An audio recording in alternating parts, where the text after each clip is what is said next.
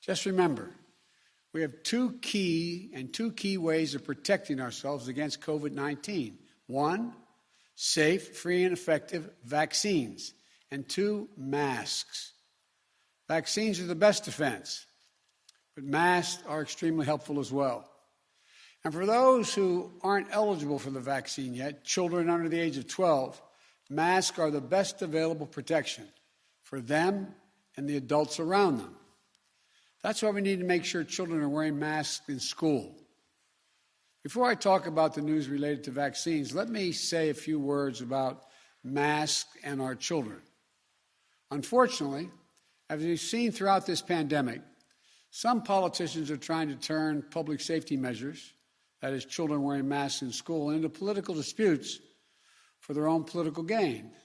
Some are even trying to take power away from local educators by banning masks in school. They're setting a dangerous tone. For example, last week at a school board meeting in Tennessee, protesters threatened doctors and nurses who were testifying, making the case for masking children in schools. The intimidation and the threats we're seeing across the country are wrong. They're unacceptable. Now, I've said before, this isn't about politics. It's about keeping our children safe. It's about taking on the virus together, united.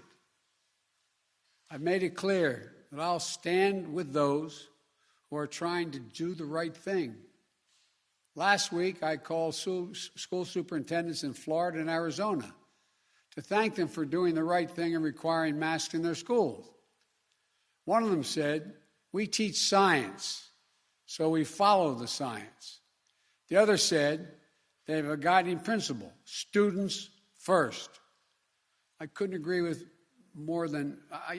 more with what they both said. And that's why today I'm directing the Secretary of Education, an educator himself, to take additional steps to protect our children. This includes using all of his oversight authorities and legal action, if appropriate, against governors who are trying to block and intimidate local school officials and educators. And as I said before, if you aren't going to fight COVID-19, at least get out of the way of everyone else who's trying.